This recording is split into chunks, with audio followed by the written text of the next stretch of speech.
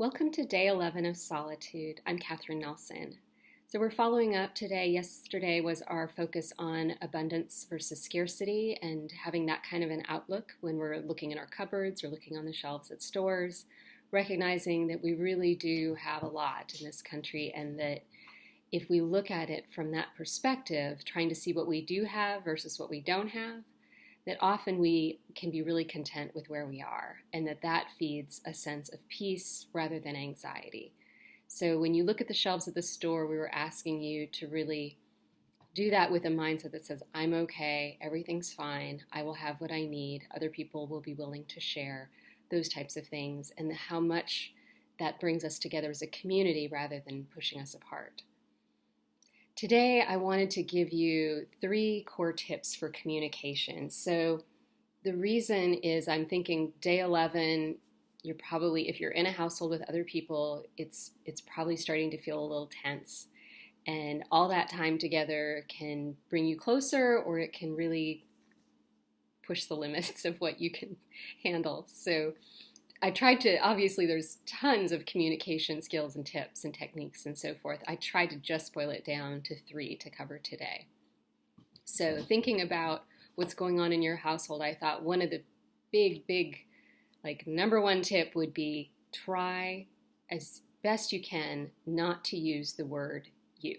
So I hear this so often in doing counseling is people talking about conversations they've had with other people and saying, you need to, or you didn't do, or you blah, blah, blah. And I got to tell you, if you can imagine how that feels on the receiving end, it almost immediately brings up this visceral response that wants to defend and react and protect. So trying instead to come from a position of, I'm feeling, I'm curious about, I'm interested in, help me understand. That's one of my favorite phrases, help me understand. So trying to use that type of language that invites the other person to engage with you rather than really telling them that they need to protect themselves. Because when we come in with that you position, we're really basically setting up a very difficult dynamic that's going to kind of feel hostile. The second tip is really to be curious with each other. All your different family members, I don't care if it's an adult or a child, we have such a tendency to just go under all these assumptions based on past interactions, past behaviors, past conversations. And as a result, we don't leave room for people to be different or change or express themselves.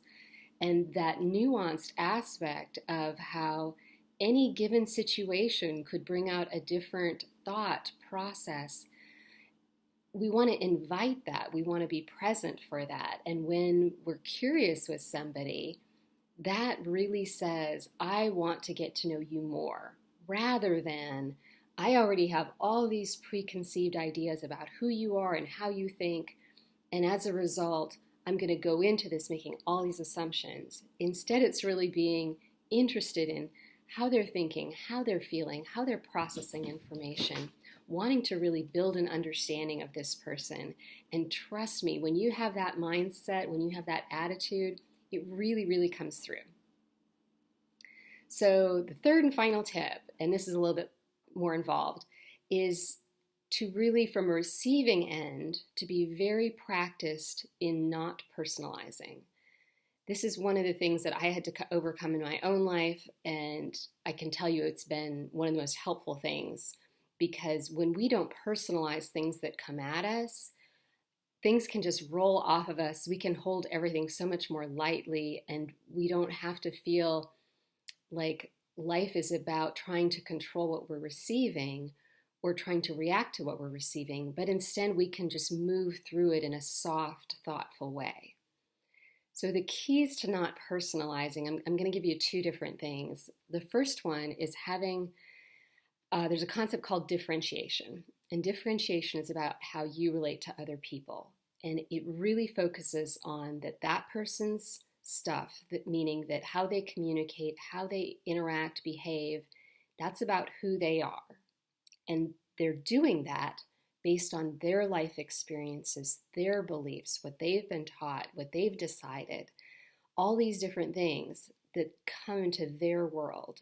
and then that gets pushed onto you. So when we don't personalize, we give credit to the idea that this person has had all these other experiences and beliefs, and so what they're doing isn't really about me. It's actually about who they are, and it's more a projection of their whole life experiences onto me. And I can either be reactive to that and defensive with that and personalize that, or I can say, hey, that's how they see it. That's fine. It doesn't mean I have to do anything with that. I can literally internally just sort that out and be like, that's not something I need to respond to. That's something I can hold loosely. The other part of not personalizing is giving people the benefit of the doubt. So one of the reasons we tend to personalize is because we're not doing that. And benefit of the doubt is all about people's intention toward us. So if I'm giving somebody the benefit of the doubt, I believe that they have good intentions toward me. That doesn't mean they're always going to say things perfectly or never hurt my feelings, but it does mean that I can just hold what they're saying and give them a grain of salt and just be like soft and loose with it and recognize that their intentions toward me are good. And when I do that, then everything else can be much softer and easier. I hope these 3 tips are helpful for you, and I hope that you're able to really use and implement them today and practice them. And I will look forward to seeing you tomorrow for day 12.